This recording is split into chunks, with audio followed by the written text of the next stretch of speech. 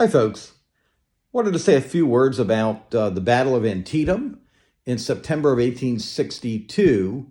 Um, uh, the North has sort of a remarkable string of opportunities to inflict a crushing defeat on Lee's Army of Northern Virginia and perhaps to win the Civil War in the East.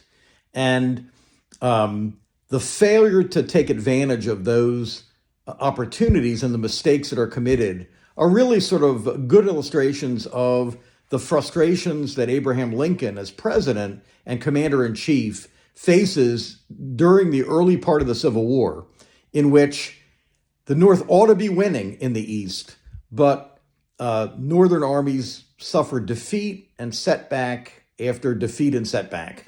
and part of the trouble is the men who are in command. You can have all the material advantages imaginable, but if the person in charge does not have the instincts, doesn't have the skills, doesn't have the confidence and the leadership ability, advantages and opportunities get squandered. And that's exactly what's going to happen in the Antietam campaign. You begin with this incredible intelligence coup on the part of the North. The Army of Northern Virginia is marching northward to invade the state of Maryland and perhaps Pennsylvania. Lee decided to take the war into Northern Territory and maybe, hopefully, to knock to swing a knockout blow against McClellan's army and perhaps win the war. And initially, the Northern Army doesn't know what Lee is up to, but a sergeant and a corporal found a bundle of what looked like papers wrapped around something at the side of the road. It turned out it was a number of cigars that had been left by Confederates who had been camped in the area the day before. And the papers wrapped around the cigars turned out to be a copy of Lee's battle plans that showed where his forces were located, what roads they're marching down, what their objectives are. And within hours, General George McClellan has these papers in front of him. And they reveal that Lee has divided his army into at least three major parts, and that he's vulnerable, that if the Northern Army, the Army of the Potomac, moves rapidly, it can catch these pieces separated from the others and destroy Lee's army in detail, which would likely have been the beginning of the end for the Confederacy. McClellan is so, surprised at this information that he, in confidence, tells his staffers that are there. He says, "If I can't beat Robert E. Lee with this information, I'll be prepared to quit and go home. That boys, we have the information we need to win the war." After making those statements, though, McClellan is very slow to get moving. He's going to squander nearly an entire day before his troops begin marching to intercept Lee's army. And during that period, an informant notifies the Confederates that the Yankees have these papers. And Lee now knows that he's in dire jeopardy. And so Lee begins concentrating his forces near the town of Sharpsburg in western Maryland. And he manages to get together about 70% of his army, but he's still going to be outnumbered about 3-1. So the Army of Northern Virginia forms a defensive line, near the town of Sharpsburg and Antietam Creek, but not many miles in their rear is the Potomac River.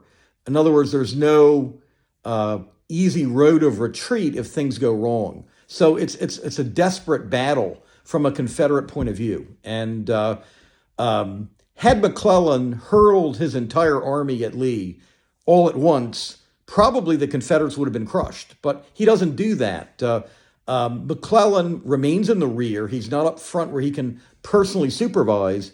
And he ends up sending his forces in piecemeal. Early in the day, Joseph Hooker's right wing of the army attacks and is fought to a standstill.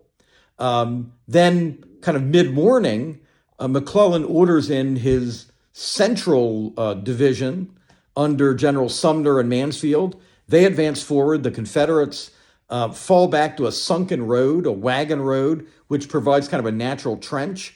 And so that part of the battle is fought to a standstill. And then midday in the early afternoon, McClellan then orders Ambrose E. Burnside over on the left to attack with his forces. And so the entire Union Army is never deployed all at once to keep the pressure up.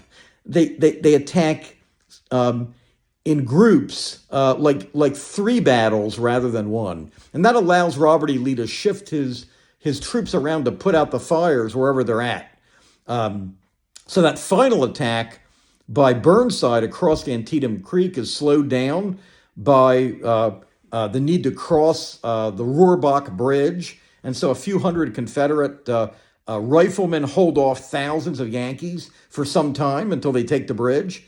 And then Burnside advances forward, is showing success when General Ambrose Powell Hill shows up with his Confederate division over on that side of the battle at the critical moment. And Burnside is pushed back. And by the end of the day, McClellan's army is pretty much where it started. They've taken very little ground, but they've suffered thousands and thousands of casualties. Still, though, McClellan has a large numerical advantage over Lee.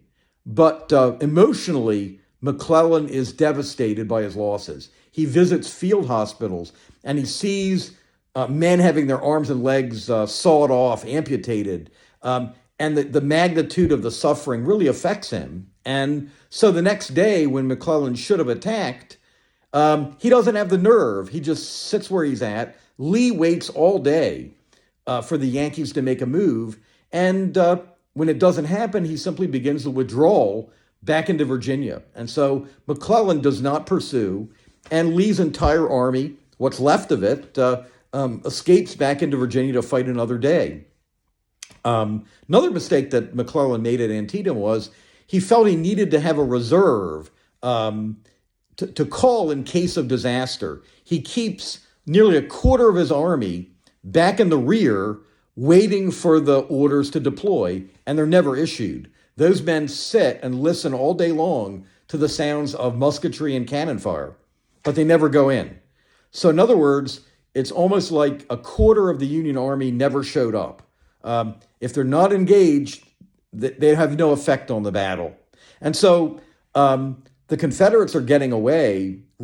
President Lincoln orders McClellan to move, to pursue, to try to destroy what's left of Lee's army that's badly damaged. McClellan doesn't have the nerve, doesn't have the confidence to pursue Lee. And so President Lincoln is compelled to fire his general and to look for another commander who's willing to use the resources at hand to try to win. And so that's sort of the story of the Civil War in the East for Abraham Lincoln. He's going to go through about 7 generals before finally he finds Ulysses S. Grant and brings him from the West to the East. And Grant's going to turn out to be the general that Lee had been Lincoln had been waiting on. So hope you had a good week.